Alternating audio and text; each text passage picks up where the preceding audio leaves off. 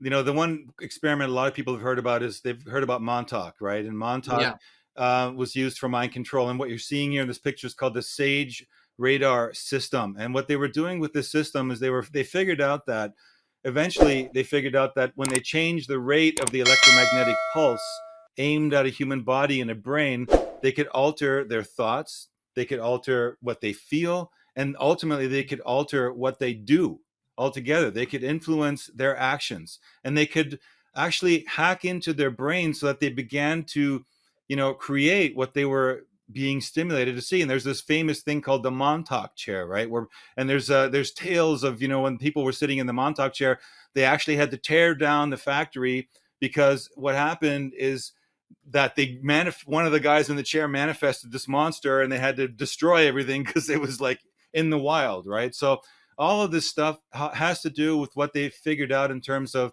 frequency. But it goes the real crux of all of this, and the reason all of this works has to do with something called wave structured matter. And here's a picture of something called the double slit experiment, which a lot of people have heard about. What is a double slit experiment? What did it prove? Well, it proved in a nutshell that waves become particles when they're observed. So this was the formula of how we as conscious human beings manifest our reality, right? And it ties right into here's a diagram of what they call in and out waves colliding to make standing waves.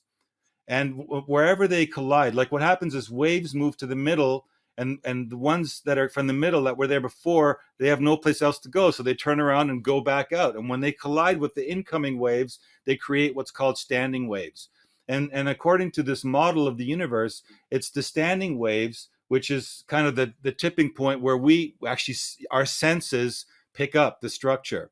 So we think that what we're seeing is the real thing, but what we're not seeing is the puppet master behind physical matter, which is outside, which is in hyperspace, which is scalar wave material, which is beyond space and time. So the information stored in the field outside is when it collides with, when our thoughts, in other words, begin to interact. It's a feedback loop.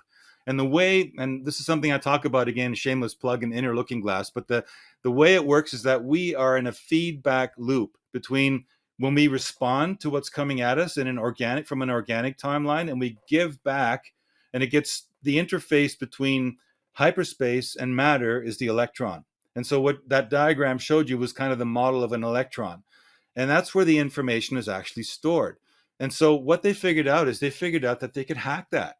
They could hack into that space. In fact, they didn't figure it out. This is what's been going on, but they figured out how it's done, right? That's what Harari basically, that's what he said. And he said, Harari, remember that clip where he said, Yeah. we're hacking Yeah. the human? What he was really saying, and he didn't, because he didn't want to say it, they're hacking consciousness. That's what they're really wanting to hack.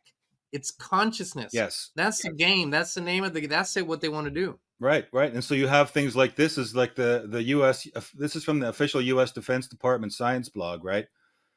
It says essentially remote control of brain activity using ultrasound, right? It says, quote, every aspect of human sensation, perception, emotion, and behavior is regulated by brain activity.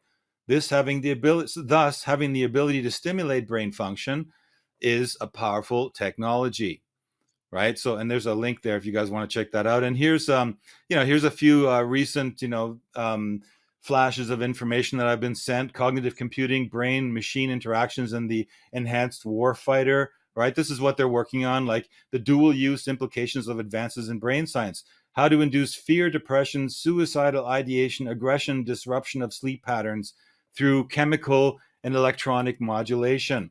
This is what they're into, right? And I'm one of our shows, I showed you something called brain transparency, which is what the World Economic Forum, they had a presentation at the last event where somebody came up on the stage, the scientist, and said essentially, well, this is all technology that we've had for quite some time. And they ran a little simulated like cartoon about how the person sitting at the desk, which is the one you see in that picture, was worried because their brain patterns were being picked up by the monitor in front of them and regulated and monitored by their superiors. And then in the end of that cartoon, the CIA comes in and they bust one of her colleagues because they found his brain patterns were emulating the brain patterns of somebody who had been ripping off the company. So they escort him out of the building.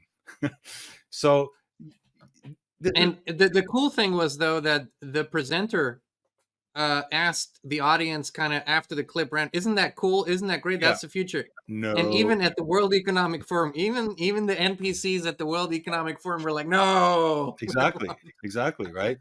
So this is it. This is how it works, and essentially what they've got is they've got these brain computer interfaces, and it emulates the process of signal acquisition, because essentially what they've realized is that the human biofield is another body part, and the human biofield has a particular frequency, and they can acquire the signal, and they can process the signal, they can change it, and they can put it into applications, and they can feed it back.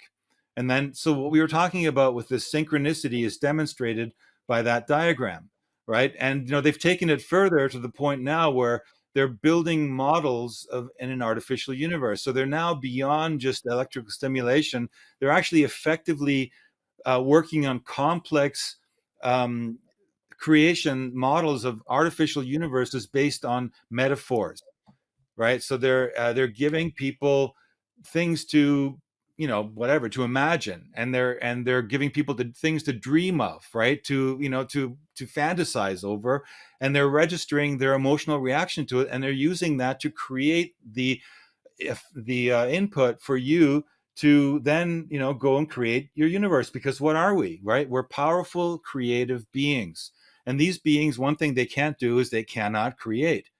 They're barred from our sensory experience in the real organic timeline, and so the only way they can utilize it is they can manipulate us so that we experience things for them, mostly fear oriented, and it's all about control.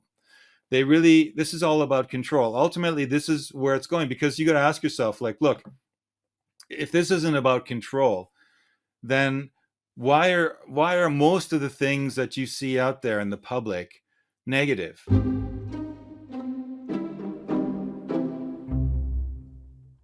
You deserve the truth, but big tech does not want you to hear it. So we built our own Inspired platform on theinspiredchannel.com. To watch the full video and more, just click the link in the video description or the pinned comment.